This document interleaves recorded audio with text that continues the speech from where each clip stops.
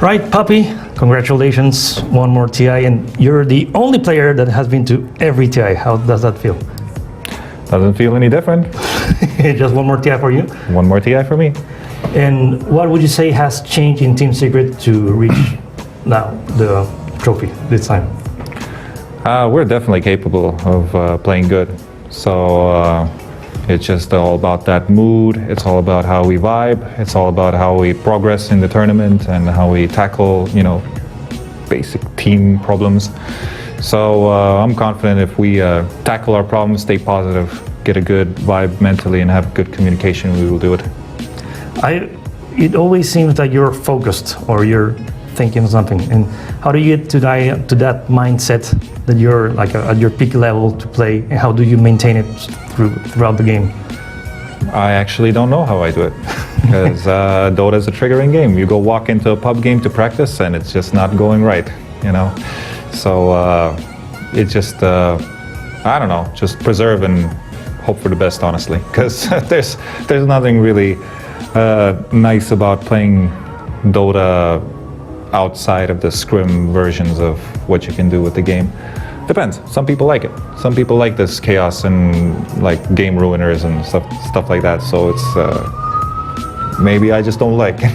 And do you think of past games to get to that mindset and think, okay, this happened last time, I won't do that mistake again, or? I mean, I do, obviously. It's just I'm just I don't know which topic we're speaking about right now. Okay. But overall, like you have to be on a road when you play Dota. When you get off the road, you have to find yourself to get back on the road, because usually, let's say, for example, in MMR, gaining MMR is very obvious that you're supposed to be doing something that works in that environment, and if you don't find it, then you're going to keep losing, regardless if you're trying out some stuff that needs to be tried out and stuff like that. But overall, you will just keep losing, because there's only like a few ways to actually gain, and you need to adapt to those things, or else you will lose in the meta of the pubs or whatever. But it's the same thing in Dota, or like in the real matches, because you need to kind of adapt. You need to be on the road. If you get off the road, you need to get somehow back in there. But they're two separate lifestyles, basically, I would say. Cool. What would you say is the most important skill for a captain in a Dota team? Hard to pinpoint one, but I think for each captain that captains a team, I think that guy needs to probably know how to play Dota better than anybody else, or like not necessarily play, but be vocally speaking about things, put it into a picture, basically. What you think should be done should be just kind of like said in a very simple way, because you can talk about very complex things and make it sound very complex. Mm-hmm. But if you can make it sound very simple, very clean, then I think you are capable of being a leader, because there's no time to listen to some mumbo jumbo. You have to kind of make the picture, make it one page, basically. So it's easy to follow, it's easy to convince, and you just go like that. How would you describe your relationship with Dota, playing for so many years? Relationship with Dota? It's my ex-girlfriend Dota. I don't know how I would address this question. Well, it's obviously up and down. Okay. I try my best to be a guy that plays Dota on a high level, but it's really hard these days. Any reasons why? The changes to the game, or? I think it's just the natural evolvement of the game, because it rapidly does change, and you meet people that grow and are better than you. So you have to top them off by being better than them. So it's a constant adaptation, because the game doesn't, like, it changes a lot. Mm-hmm. So what you need to now adapt to might be completely different what you had to adapt to before. So I'm not sure. I can't speak for comparisons, because I only play one game, really. Okay. And but what I feel like sometimes happens is that I have no idea what's going on. and then you're just like, okay, I do have, but like not the same way, right? And then you just kind of like play the game, figure stuff out, and then it comes back naturally with practice. So yeah, I mean, I don't know. It just gets harder because the changes are more frequent. What do you think about Latin American Dota? Well, I think that they are surprisingly good at Dota. And we have been scrimming Beast Ghost and SG especially Beast Ghost. Like I've been playing with Chris Luck a long time. He's been feeding in my games a lot, but no, I'm just joking. Like we've been scrimming since even the Leipzig major that, obviously didn't lead to anything because Corona happened, but Beast Ghost has always been kind of like playing with us all the time. Thunder Predator, we constantly scrimmed in the back at the time, but I remember playing Thunder Predator at a tournament, and they were so impressive. Like they were so impressive. They showed us some kind of aggressive style, and we were like, "This team's good," So, nothing to say. Skilled players. Tomato was, chilling, doing some stuff, and yeah, I don't know. Like nothing really more to say. Big potential for sure. Do you think they need something else to get better? I mean, I can't speak for them because, I might not understand what they really need because I haven't hanged out with them that much and stuff. But obviously, to be a better team, you can blame many things. You can blame that my carry is not good, or my mid lane is not good, or my captain's not good, or our strategy is not good, or whatever. So like, it's definitely very hard to just point at one thing. I think once it starts to click, they will realize what is the problem, or maybe if Dota would ever be in such a resourceful lifestyle, then maybe you could get people that would tell them what would be wrong or something like that. But for now, I can only speak for myself. I captain teams. Maybe their captain is shit. I don't know. Like I'm not saying that there it is. I'm just saying like I can only speak in my own view. Like and usually if I do beat somebody, I feel it was strategically most of the time. So, but that doesn't mean that they're bad in a way. It's just like it just maybe takes time because it took a while for me to get back on my road. So depends, maybe I wasn't enough, I don't know. Speaking of what I think of myself, I think sometimes it's very hard to figure out Dota, and then sometimes it is. If you had to, like, if there were a match with an Latin American team, which one would you be most afraid or would have to prepare the most? Thunder Predator or Beast Ghost? If I would play against them, or what are you saying? I don't know.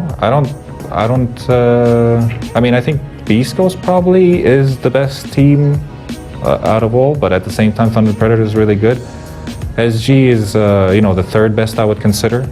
But I don't know. Like I think surprises are always there. You can't just wait and see that you think somebody's worse or somebody's better. I think all of those teams are capable of beating each other also. And they're capable of beating anybody at TI also. So it's like, it depends. Okay. It all depends. This question has to do with this picture. Yeah. Can you tell us a little bit about this picture? I mean, it's a meme picture. Yeah, it's a meme picture. What do you know about the Alianza curse? I mean, I don't know much about it, actually. I just know there's a team that there's like a curse, and like I've been explained it once and I've already forgotten it, what the meme was really about. But you can explain it to me again. The thing is a curse that if you put it on, you kind of curse yourself to lose. Oh, we definitely lost that tournament. Okay. So, yeah, nothing more really. Like, we're all about the memes, so it's all good. All good. Last question. What would you say to future generations of Dota pro players? Nothing. Nothing. I think they'll figure it out themselves. But, no tutorial. Just no tutorial. This game has absolutely no tutorial. Doesn't have it inside the game, doesn't have it outside the game. There's no help. Anybody that plays Dota, there's no help for you. You are mentally damaged, and I'm 100% sure you will leave this earth with problems. Puppey, thank you very much for your time, and good luck in the tournament. Thank you. Thank you.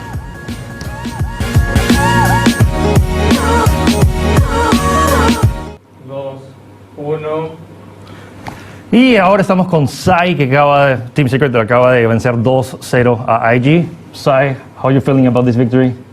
Extremely good. My pulse has calmed down now a little bit, but super exciting game. My pulse was racing. I was all over the place after the game, but super happy. Yeah. Todavía está emocionado, entusiasmado, y es uno de los juegos más cercanos. So, at what point of the game you said you were kind of worried, and then you just came back? Well, the first Roshan, we thought we had a good angle to kill the first Roshan, but then the fight ended up being pretty strange. I think they took the Aegis, we lost, I think, our lifestealer, and the fight ended up super weird. So that, from a good start, we ended up there, and then that's when I knew this game was going to be difficult, yeah. O sea, después que el primer Roshan que mataron estaban ok, pero luego las cosas se complicaron, pero luego después del segundo Roshan ahí las cosas se pusieron más fácil. So, not playing for months in tournaments, was that the secret? Well, I mean, speaking from experience, I would say that it's easier to come into a tournament like this without having the spotlight on you. Okay. I'm not going to say it was a strategy from us, because it was mostly because of other reasons that we didn't play anything leading up to this, but I guess it's worked out in our favor so far. O sea, que le pregunté si su secreto de ganar era no participando en sus anteriores, pero dice que o sea, ayudó en el sentido que ya no eran el centro de atención, pero que, bueno, no es que ha sido la estrategia, pero hasta ahorita les ha funcionado a su favor. Also, there's no crowd.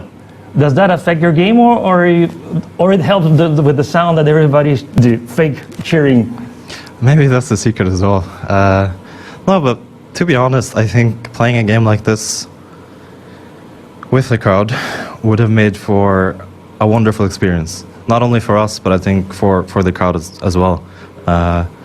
Like memories from other TIs in similar games that are so close and so insane. With the crowd, it's, you know, some of my best memories are from those games. So, to be honest, I just wish people were here. O sea, dice que, o sea, cuando está jugando están súper concentrados, pero hay momentos específicos y que varios de sus mejores momentos es cuando las cosas se ponen difíciles y toda la audiencia está aplaudiéndolos, y que sí le gustaría eventualmente que, o sea, todo el público regrese, porque, o sea, de ahí es donde vienen sus mejores recuerdos.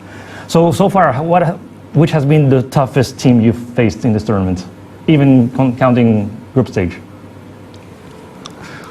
Well, to be honest, our hardest games were against Beast Coast so far. Maybe LGD in groups as well. But Beast Coast and Fnatic really gave it to us. Any specific with Beast Coast? I mean, a lot of are Spanish-speaking from Peru, guys. I think Whisper is a boss. Wow. So I think, yeah, he gave us a hard time in our games, for sure. O sea, le pregunté cuál ha sido el equipo que más difícil ha tenido en este torneo, y dice que Beast Coast fue de lejos uno de los que más les ha hecho problemas, y dice que Whisper es un dios. Any message to all your fans in South America? Just to thank you for supporting us.